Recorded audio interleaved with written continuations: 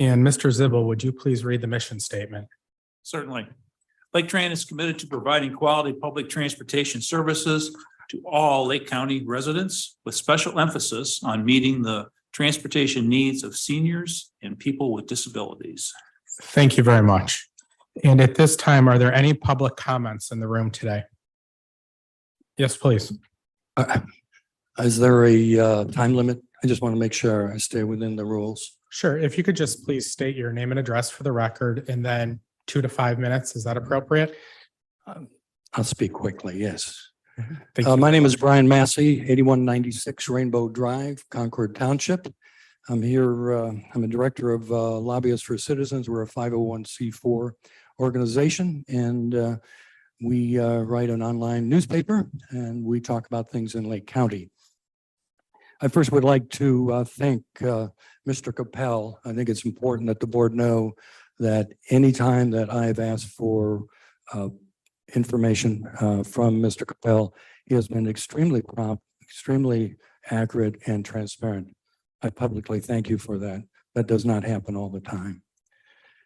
I did receive the budget, and I took a look at it, and I saw that sales tax is about 78%. And I did notice that we've got some minor problems on page number 5 of your the percentages. There's some inconsistencies there. I really didn't want to talk about that. But the other thing that I was looking at is your cash balances. $41 million at the end of this year. By 2027, we're projected to have $57 million. And the reason that that concerns me is that I have been looking at what is happening in Lake County, whether it's LakeTran, Lake Metro Parks, Lakeland Community College, all of the political subdivisions. We're growing by leaps and bounds. And I'm concerned that we are overburdening the taxpayers. When I take a look at the ever increasing property taxes, we're going to price seniors and those living on fixed incomes out of their homes. There's no question about that.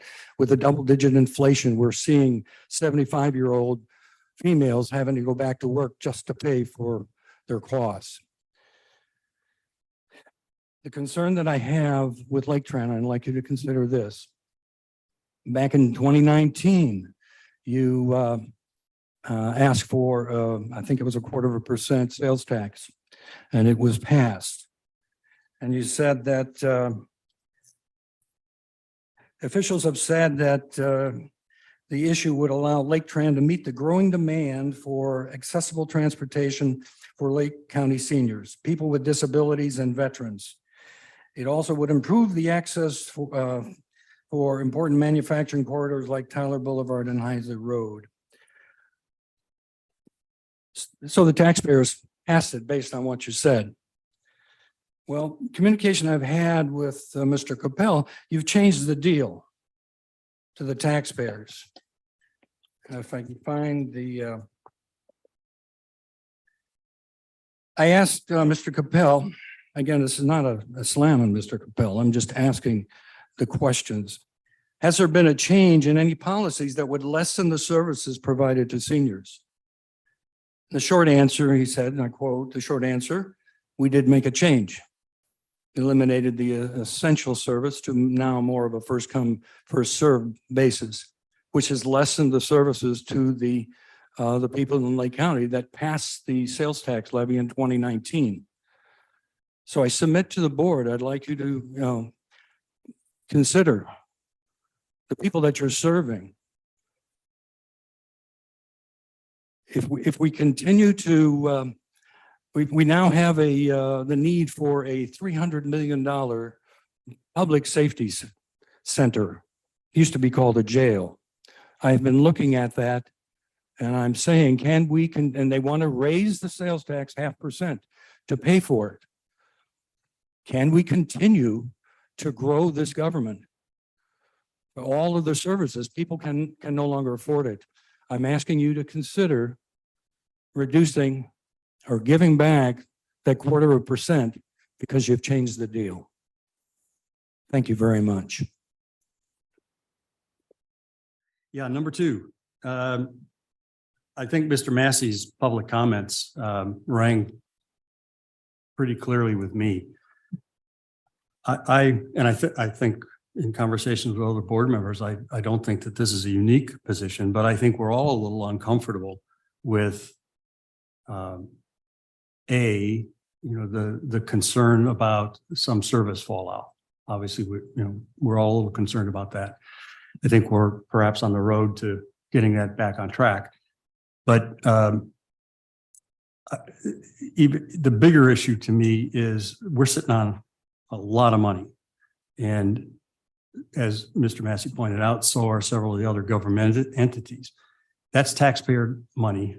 I find it very uncomfortable that we're sitting holding taxpayer money in the amount that we're holding. On a personal level, I just find that sort of wrong.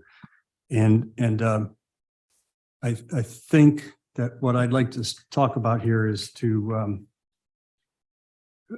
Mr. Massey requested that we take a look at eliminating the 0.25% tax. That may be pretty extreme, I don't know. But I do think that maybe that's something we ought to take a legal look at. And so I'd like to see if we might charge legal counsel with taking a look at the tax and how do you undo that tax if that's what the board chose to do, or can you do a moratorium, or are there other options that we can pursue? We're sitting on an awful lot of money, and maybe we ought to take a look at how do we relieve some of the burden on the taxpayers. So I guess I'd like to throw that out and see if we can charge our legal counsel to take a look at those mechanics, the legal mechanics of that. I don't know if I said that clearly or not.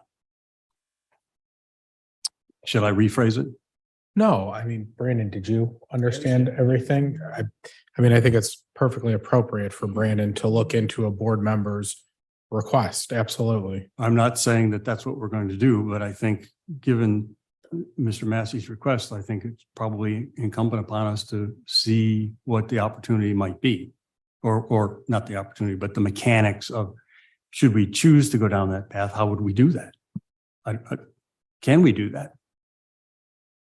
I think that's appropriate for Mr. Dines to look into. Would this be a meeting update at the next meeting?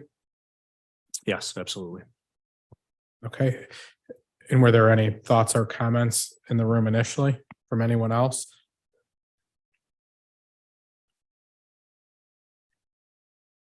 That'd probably be a good one to refer to committee, Gary. That's a new. Okay. Any other new business in the room?